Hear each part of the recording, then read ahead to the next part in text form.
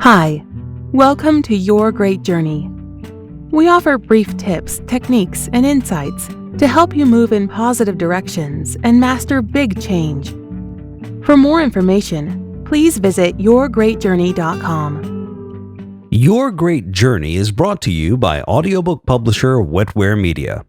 Wetware Media publishes a wide variety of personal transformation audiobooks available from any major online audiobook retailer.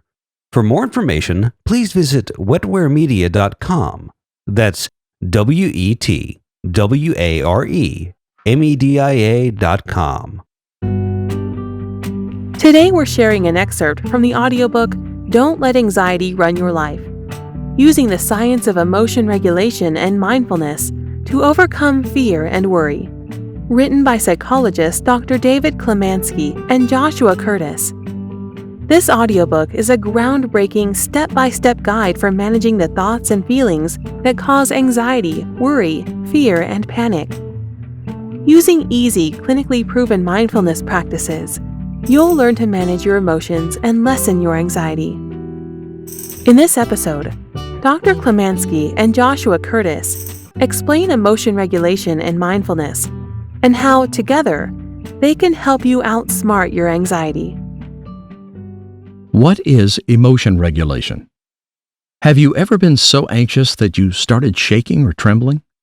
Have you ever hyperventilated or burst into tears when you didn't feel up to performing a specific task? Have you ever angrily ranted about something that made you anxious? These types of experiences are usually a sign that your emotions are, at least temporarily, not well regulated. In psychology, emotion regulation describes the mental and behavioral processes by which people influence their own and others' feelings. Essentially, emotion regulation refers to how you try to influence what you feel, when you feel it, and how you experience and express it. Current scientific theories on emotions and how people regulate them emphasize that emotions can be both helpful and hurtful. On one hand, your emotions can facilitate your relationships and interpersonal interactions, heighten your memory of important events, or even help you behave in a certain way. On the other hand, your emotions can occur at the wrong time of day, come on too strongly, or be inappropriate to a situation. Depending on the context, especially in situations in which you feel anxious or fearful, it may be advantageous to change what, when, and how you are feeling by purposefully trying to influence your emotional response. What is mindfulness? Have you ever driven to the store and once you got there, realized that you could remember very little about your trip? Or have you ever read a book or watched a television program only to notice that you couldn't remember specific details? Or perhaps you were trying to focus on a work or school project, but you felt distracted by your worries about an upcoming experience, such as a dentist appointment. These are common examples of operating on autopilot, or more technically, acting without full present moment awareness. The opposite of autopilot is mindfulness. Mindfulness is described as paying attention on purpose in the present moment and non-judgmentally. In essence, mindfulness enables you to pay greater attention to both your inner self, your thoughts, feelings, and bodily sensations, and your current environment. Mindfulness is not a way to make yourself feel better per se, but by cultivating a mindful approach to your anxiety, you will be better able to confront and manage your thoughts, emotions, and physiological symptoms in anxiety-provoking situations. Hailing from ancient traditions, mindfulness refers to a transformative shift in perspective that facilitates a distant, non-judgmental relationship to your emotions. Practitioners of mindfulness sometimes call this bare attention. It entails fostering enhanced awareness of your emotions and the surrounding environment, along with a non-judgmental acceptance of that experience. Rather than consciously attempting to change the nature of your thoughts or experiences, mindfulness helps you embrace your experience with equanimity and allow thoughts and feelings to pass through your mind without reacting to them. Contemporary research supports the potential therapeutic value of mindfulness-based techniques for many kinds of psychological difficulties and disorders. In fact, mindfulness has become the basis for some psychological treatments, such as mindfulness-based stress reduction. There's increasing evidence to support the effectiveness of mindfulness-based therapies and the presence of mindfulness deficits in anxiety disorders. Mindfulness has been consistently associated with lower rates of anxiety and a greater sense of well-being. Treatments for anxiety that incorporate aspects of mindfulness practice have been very successful in helping people combat anxiety. Mindfulness-based therapies offer a certain mindset that promotes the use of skills for overcoming distressing thinking styles, increasing personally meaning behaviors, and flexibly handling emotions. Widespread acceptance of mindfulness principles within the mental health care profession has allowed researchers to figure out that mindfulness leads to a decrease in anxiety and an increase in overall quality of life because of its ability to promote helpful emotion regulation. Over time, and as you incorporate mindfulness into your life, it will very likely bring about long-term changes in your mood, your sense of well-being, and your quality of life. It can result in lower levels of unpleasant feelings and higher levels of positive feelings, both in intensity and in frequency, and it can reduce mental and physical stress. Mindfulness is also associated with enhanced immune functioning as well as increased satisfaction in relationships. A question that commonly comes up about mindfulness is related to its origin and its use in treating anxiety and other psychological conditions. Although mindfulness is rooted in Eastern meditative traditions, it neither represents a foreign cultural ideology nor emphasizes a religious philosophy. We will discuss mindfulness according to current scientific theories and their applicability to managing emotions and anxiety. This audiobook will also provide you with guided mindfulness practices that have direct therapeutic value and that complement the skills reviewed in each chapter. In Chapter 1, we will review mindfulness in greater depth, but if you still have questions, we encourage you to research on your own the value of adopting a mindful approach to managing anxiety and anxiety-related disorders.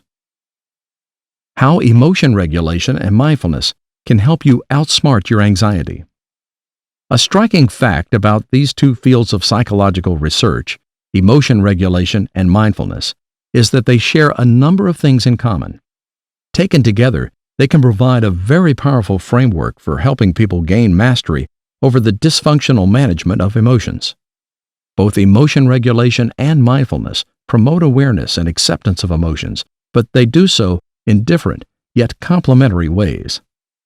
Research on emotion regulation suggests that the use of certain strategies in appropriate contexts can facilitate the healthy expression and experience of emotions.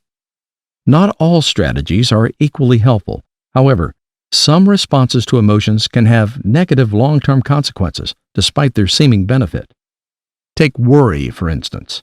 Initially, it might seem like a good idea to worry about some potential mishap or something that can go wrong in your life. Spending a great deal of effort to scrutinize how an event might play out can make you believe that you will be well prepared to better handle the source of your concerns.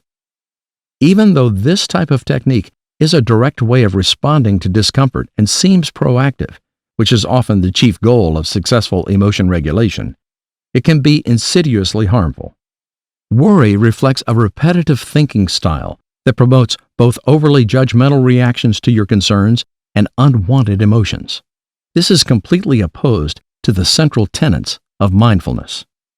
Integrating emotion regulation and mindfulness establishes a comprehensive framework that tells us what strategies work, emotion regulation, and when and how to employ them, mindfulness.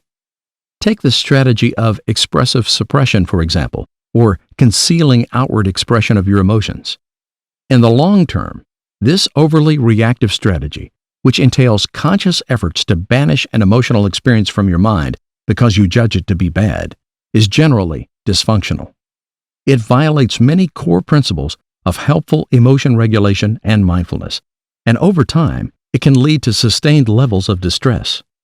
But there are ways in which expressive suppression can be modified within a healthier framework. Let's consider them. Imagine that you are experiencing anger in a public place. The overall goal remains the same as with expressive suppression. That is, Don't lash out in public or inappropriately express your irritability. However, instead of rigidly resisting your anger, you simply let the anger pass without judgment.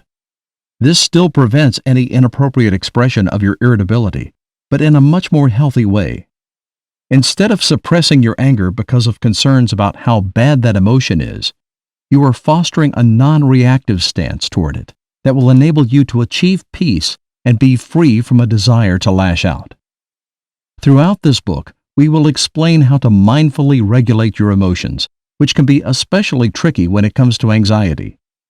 Because anxiety expresses itself in so many forms, mentally, physically, and behaviorally, managing it requires thoughtful practice and deliberate use of techniques that target the exact causes of anxiety. Moreover, you will find it helpful to understand why these techniques work the way they do. To that end, we will present a set of skills informed by psychological science and theory that have been proven to help people gain mastery over a variety of emotions in different situations. Thanks for listening to this excerpt from the audiobook, Don't Let Your Anxiety Run Your Life, using the science of emotion regulation and mindfulness to overcome fear and worry. You can purchase the complete audiobook from any major online audiobook retailer. If you'd like more information, please visit yourgreatjourney.com. Please be sure to subscribe to the show so you don't miss an episode. And if you like the show, please rate and review it. And please share it with friends who might also enjoy it. Thanks for listening. This podcast is for information purposes only. The views expressed on this podcast are not medical or psychological advice. This podcast is offered with the understanding that the publisher is not engaged in rendering psychological, financial, legal, or other professional services. If expert assistance or counseling is needed, the service of a competent professional should be sought. Your Great Journey is brought to you by audiobook publisher Wetware Media. Wetware Media publishes a wide variety of personal transformation audiobooks available from any major online audiobook retailer.